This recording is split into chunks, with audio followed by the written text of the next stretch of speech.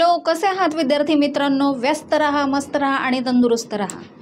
आज अराइज अकॅडमीच्या माध्यमातून मी आज तुमच्यासमोर व्याकरणातील सगळ्यात महत्त्वाचा आणि खूप छान मार्क्स मिळवून देणारा अत्यंत महत्त्वाचा वाक्य नावाचा घटक शिकवणार आहे।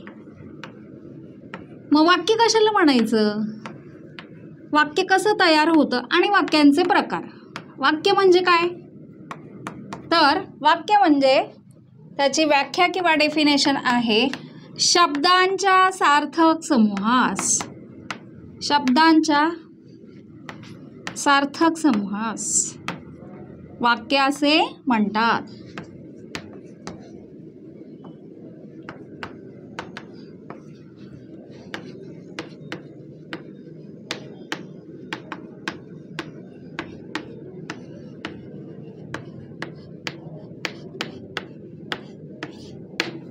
ओके, शब्दांचा सार्थक समूह। आता इथे सार्थक, सार्थक म्हणजे अर्थपूर्ण।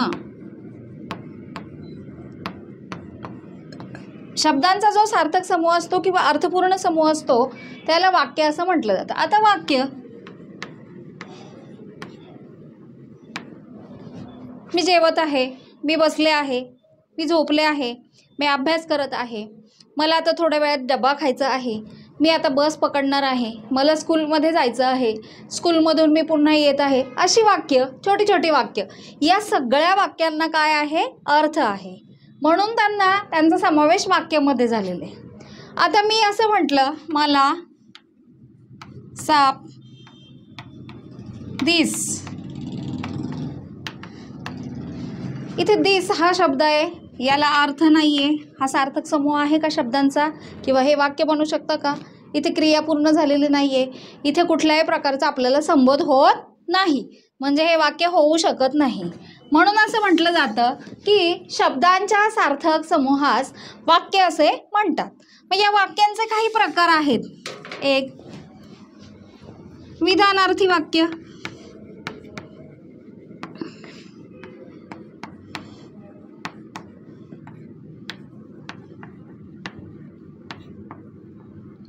विधानार्थी वाक्य म्हणजेच काय, सरळ साधे वाक्य। मग या सरळ साध्या वाक्यामध्ये सहजच मी असं म्हणेल की माझे घर किंवा तिचे घर दवाखान्याजवळ आहे, माझे घर मंदिराजवळ आहे, माझे घर शाळेजवळ आहे, माझा क्लास म्हाळसकान चौकामध्ये आहे।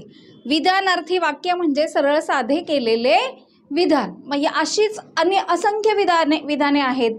माझी शाळा सुंदर आहे, माझी शाळा खूप चांगली आहे, माझ्या शाळेत अध्यापन करणारे शिक्षक खूप चांगले आहेत, माझ्या शाळेचा परिसर खूप चांगला आहे, माझ्या शाळेमध्ये विविध प्रकारची झाडे आहेत, माझ्या शाळेत विविध प्रकारच्या वनस्पती आहेत, माझ्या शाळेत बऱ्याचशा गोष्टी घेतल्या जातात, माझ्या शाळेत सांस्कृतिक विभाग आहे। म्हणजे काय, विधानार्थी वाक्य म्हणजे साधं वाक्य।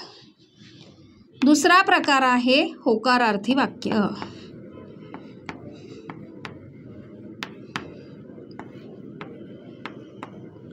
होकारार्थी वाक्यामध्ये होकार असतो। काय असतो, होकार। आणि तिसरा प्रकार आहे तो नकारार्थी वाक्य।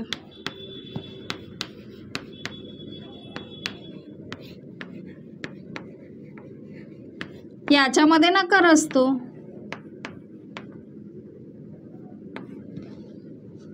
चौथा प्रकार आहे प्रश्नार्थी वाक्य।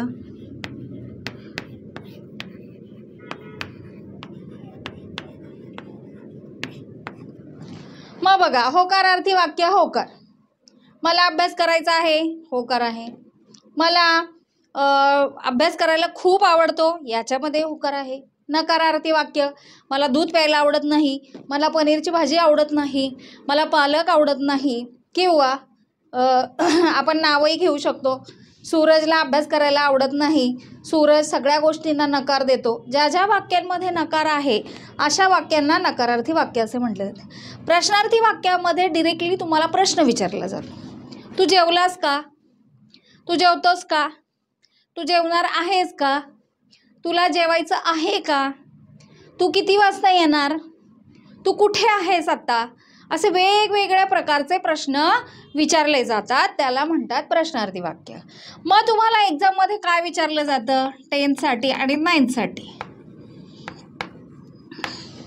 विधानार्थी वाक्य दिलं जातं, त्याचं होकारार्थी करायचं आहे, किंवा होकारार्थी वाक्य दिलं जातं त्याचं नकारार्थी वाक्य करायचं आहे, नकारार्थी वाक्य दिलं जातं त्याचं प्रश्नार्थी वाक्य करायचं आहे, किंवा प्रश्नार्थी वाक्य दिलं जातं त्याचं नकारार्थी करायचं आहे. यानंतर 5वा प्रकार आहे उद्गारवाचक वाक्य. तर याच्यामध्ये तुम्हाला 5वा प्रकार आहे उद्गारवाचक वाक्य.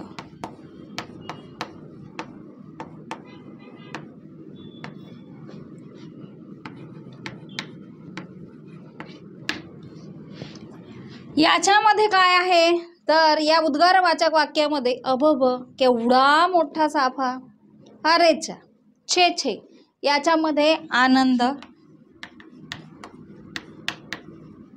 दुःख, विस्मय, आश्चर्य,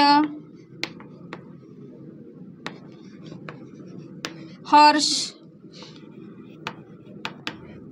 या सगळ्या गोष्टींचा समावेश होतो. उद्गारवाचक वाक्यामध्ये आनंद, काय आनंद आहे, अरे वा छान शाबास. त्यानंतर काय, दुःख, खूप वाईट वाटले मला, विस्मय, आश्चर्य, आश्चर्य, आणि हर्ष म्हणजे पुन्हा आनंद. मग अरे रे, छे छे, मला मुळी हे पटलंच नाही, शाबास, खूप छान कामगिरी केलीस. आणखीन काय तर काही दुःखभरी वाक्य त्याच्यामध्ये असतात. तर पहा, आज आपण पाहिलेलं आहे की वाक्य कशाला म्हणायचं, वाक्याची व्याख्या दिलेली आहे तुम्हाला, आणि प्रत्येक वाक्याचे मी तुम्हाला 10 एक्झाम्पल सांगितलेले आहेत. किती एक्झाम्पल सांगितलेली आहेत, 10. याही व्यतिरिक्त वाक्यांचे वेगवेगळे प्रकार आहेत, किंवा वाक्य ज्यावेळी आपल्याला दिली जातात त्यावेळी त्या वाक्यांचे आपल्याला रूपांतर करायचं. बोर्डच्या एक्झाममध्ये काय विचारलं जातं तर तुम्हाला एक वाक्य दिलं जातं आणि त्याचं प्रश्नार्थी वाक्य करा, आज्ञार्थी करा, होकारार्थी करा, किंवा आणखीन एक 6वा प्रकार आहे की तो आज्ञार्थी वाक्य, ऑर्डर सेंटेन्स.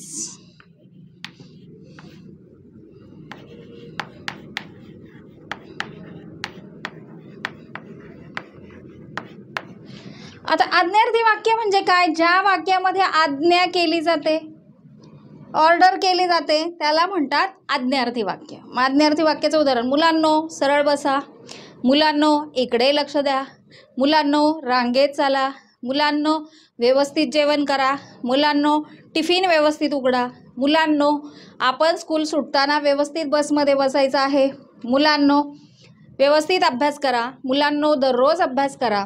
अशा प्रकारच्या सूचना वजा ऑर्डर सेंटेन्स.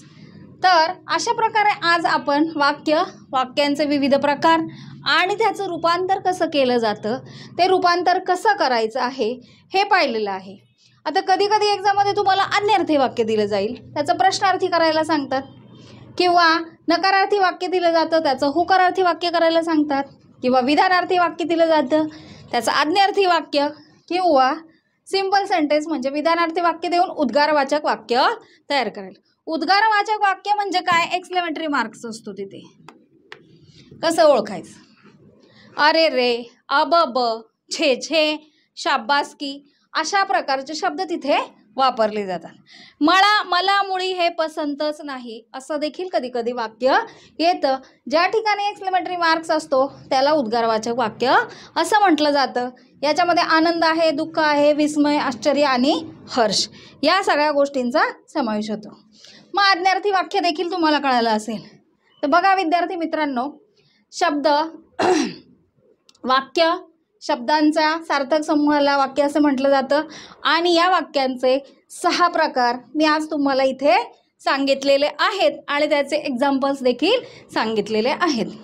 तर तुम्हाला हा टॉपिक निश्चितच समजला असेल. तर माझा हा टॉपिक तुम्हाला आवडला असेल, हा व्हिडिओ तुम्हाला आवडला असेल तर लाईक आणि सबस्क्राईब करायला विसरू नका. धन्यवाद.